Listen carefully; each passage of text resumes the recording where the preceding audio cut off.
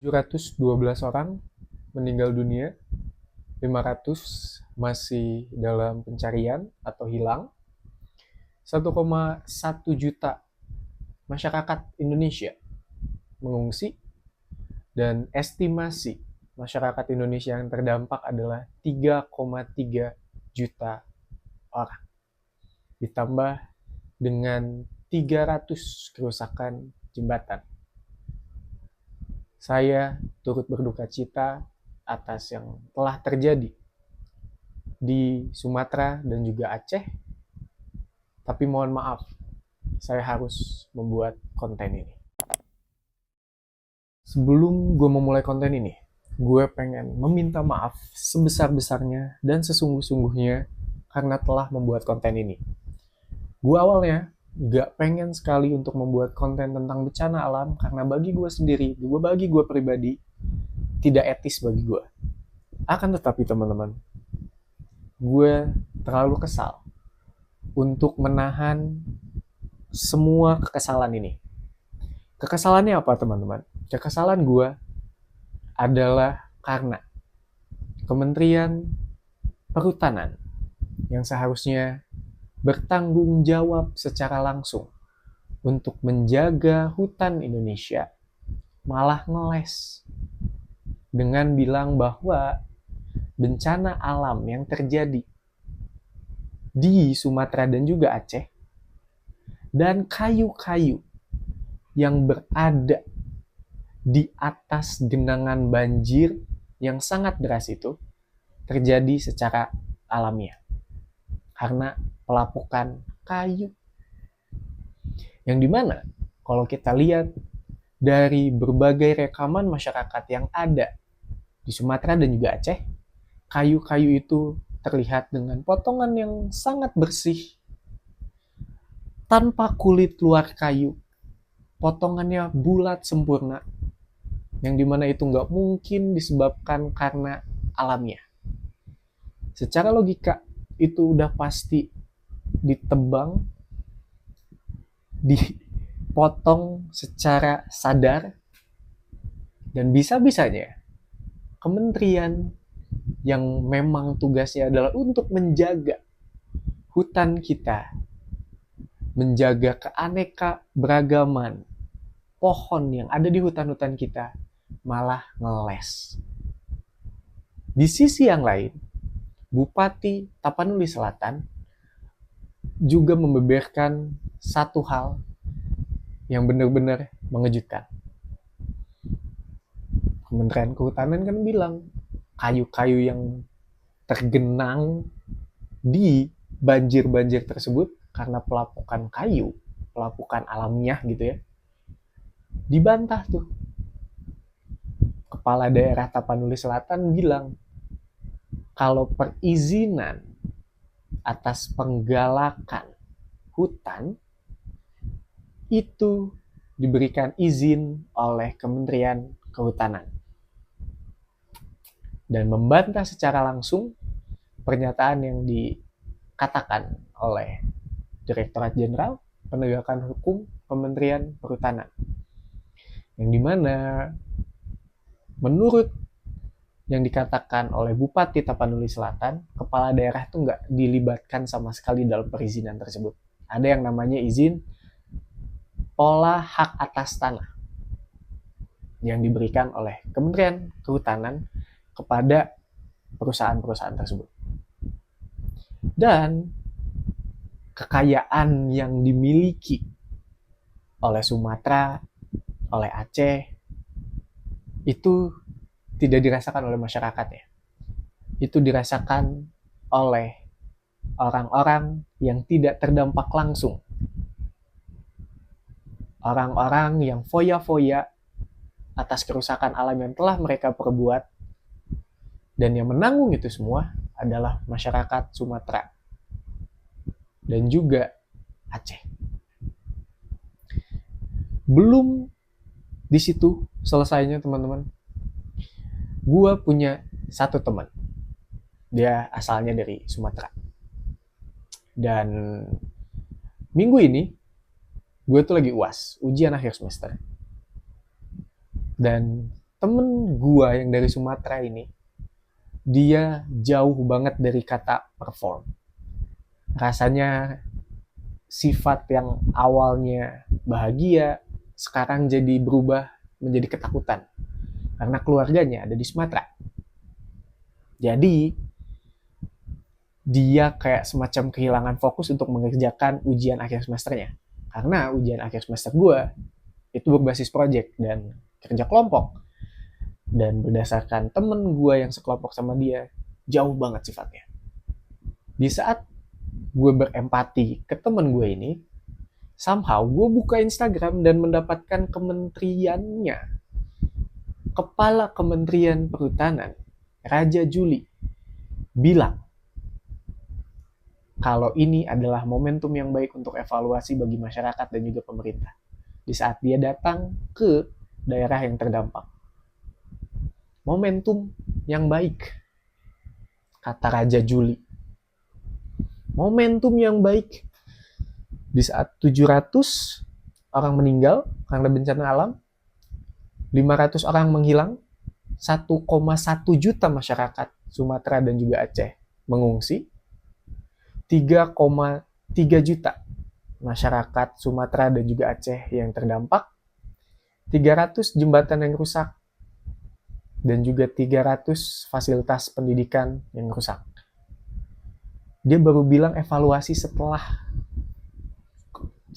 itu, teman-teman.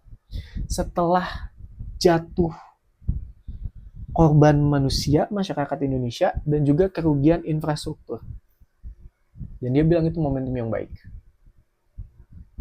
Dan di saat masyarakat terisolasi, masyarakat kehilangan listrik, masyarakat benar-benar hopeless, masyarakat sampai ngejarah toko-toko karena memang udah nggak ada makanan bagi anak dan istri mereka, masih sempat-sempatnya para orang-orang yang seharusnya bertanggung jawab untuk melindungi masyarakat Indonesia ini pakai rompi bernama, bawa-bawa karung bikin konten, bilang momentum baik untuk evaluasi. Oke, memang kalian emang niatnya ngebantu, oke, gak ada masalah, terima kasih kalian udah ngebantu. Cuman kayak really guys, bisa-bisanya pasang banner pelepasan bantuan, come on. Bisa nunggu yang kayak gitu tuh. Di saat masyarakat kelaparan, masyarakat udah nggak tahu mereka makan apa untuk anak mereka, untuk istri mereka, bisa-bisanya ada orang yang masih ngebantah bahwa ini bukan bencana nasional.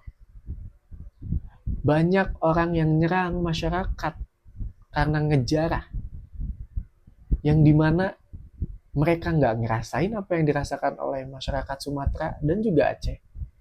Mereka nggak ngerasain rasanya punya tanggungan untuk bertahan hidup, untuk mempertahankan hidup anak dan istrinya. Oke lah ngejarah itu salah, oke. Tapi di saat perut lu kosong, ada anak yang harus dijaga untuk tetap hidup, ada istri yang harus dijaga nyawanya, makanan nggak ada, minum nggak ada. Dan masyarakat pun, gue tahu mereka yakin bahwa ngejarah itu salah. Yakin gue. Masyarakat udah minta maaf. Tapi, ayolah. Bisa-bisanya kalian ngerasa penjarahan tidak bisa dibenarkan meskipun itu dilakukan oleh mereka. Mereka berusaha untuk hidup. Mereka survive. Kebutuhan dasarnya tidak terpenuhi. Kebutuhan dasarnya hilang. Rumah mereka hancur.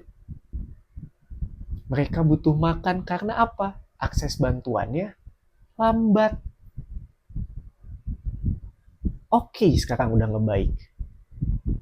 Alhamdulillah gue senang untuk ngebaik. Tapi ayolah, bisa-bisanya kalian semacam adu nasib dengan seseorang atau dengan sesuatu yang kalian tidak rasakan. Itu kan libido, teman-teman. Itu tuh kayak insting untuk survive aja. Otak kita, tugas utamanya itu bukan mikir. Tugas utama otak kita itu untuk bertahan hidup. Dan di saat masyarakat sulit untuk benar-benar dapat pangan, dapat kebutuhan dasar mereka, bisa-bisanya bantuan dikasih lewat helikopter dengan metode dropping. Masyarakat dibiarkan ngambilin beras dari tanah. Karena apa? Karena kardusnya pecah.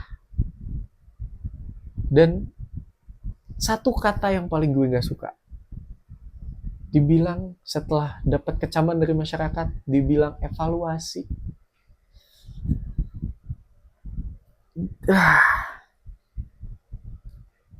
Pak Tito Karnavian bilang kalau memang kejadiannya begitu cepat.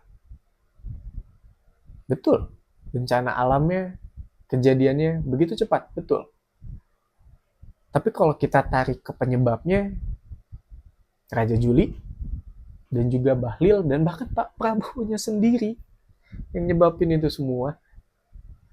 Pak Prabowo yang bilang kelapa sawit kan pohon, pohon ya pohon. Bahlil bilang kita kan hutannya banyak. Raja Juli bilang momentum yang baik. Gila nggak tuh? Di saat masyarakat ngejarah untuk demi hidup, dan mereka langsung minta maaf. Bisa-bisanya menolak untuk bilang kalau ini bukan bencana nasional, tapi penanganannya secara nasional.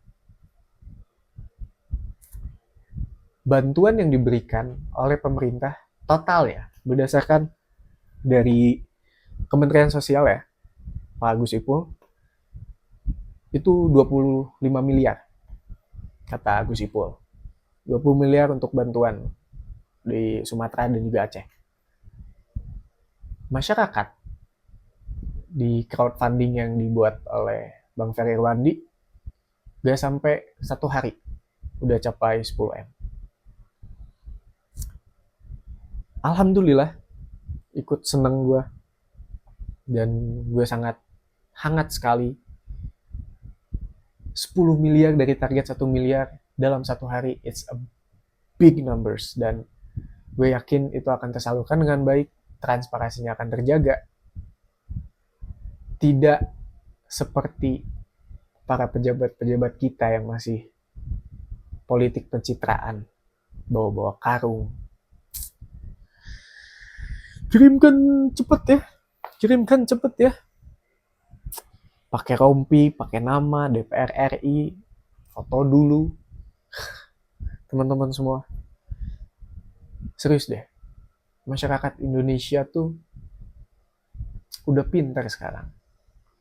Masyarakat solidaritasnya udah bukan cuman repost aja. Masyarakat sekarang udah bisa gerak. Dan masyarakat ngawasin para pejabat sekalian. Kalau kalian tidak bisa berempati, kalian tidak bisa menunjukkan perilaku yang benar, just don't. Jangan segalanya dikontenin. Jangan segala hal itu dijadikan bentukannya formal. Bawa banner, pelepasan, bantuan, come on. Ayolah. Bukan saatnya untuk seperti itu.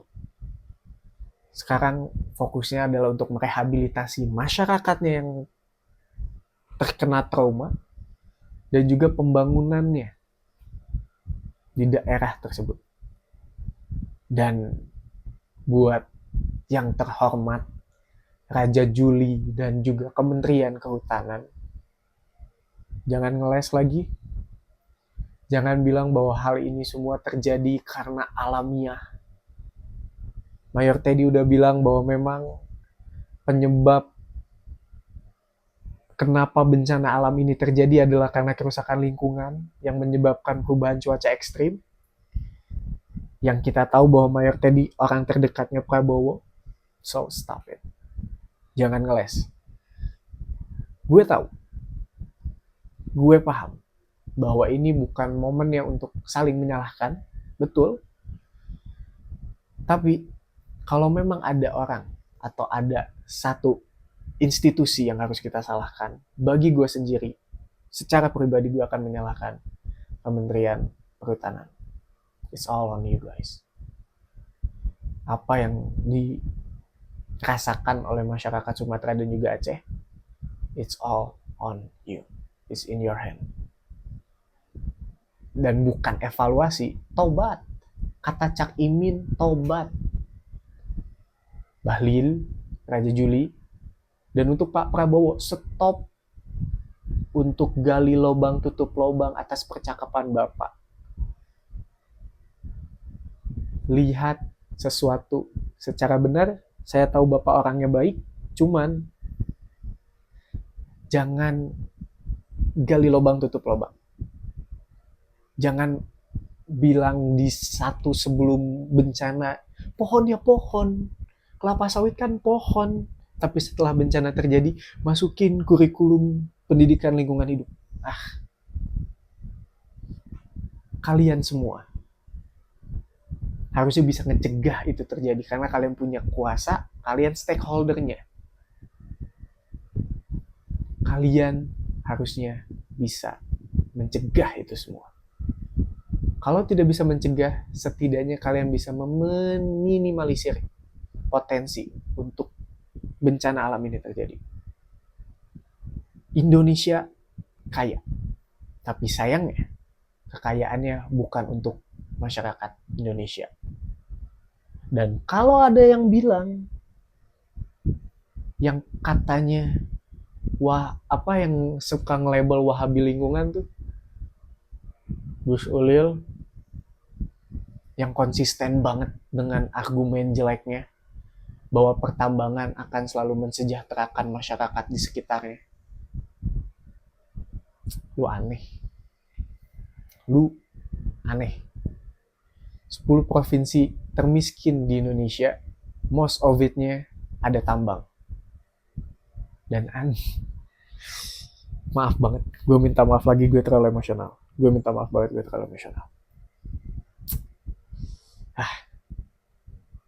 Yuk, mulai peduli yuk. Keputusan kalian bukan kalian ngerasain. Putusan para pejabat Anda ini bukan Anda kalau ngerasain. Anda jauh dari resiko tersebut. Anda bisa duduk enak di sofa. Masyarakat yang kena. Kekayaannya untuk orang di Jakarta, resikonya ditanggung oleh orang di Sumatera dan di Aceh. Negeri yang katanya kaya. Gue cukupkan aja teman-teman, karena gue mulai emosional banget, dan mohon maaf sekali gue emosional. Semoga kalian dapat poinnya apa, rasa kekesalan gue bisa tersalurkan dengan baik. Terima kasih banyak yang udah nonton. Gue Rangga Susana. Ciao.